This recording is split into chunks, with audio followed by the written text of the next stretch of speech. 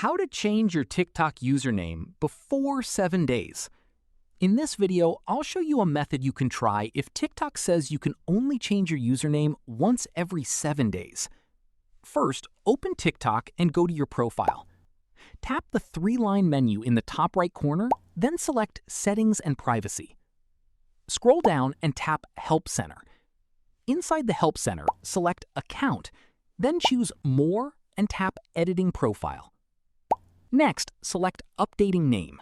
Scroll down and tap Need More Help. Choose Account to open the support form. Here, write a short explanation of why you need to change your username before the 7-day limit. For example, you may have entered it incorrectly, it contains personal information, or it is affecting your brand or business.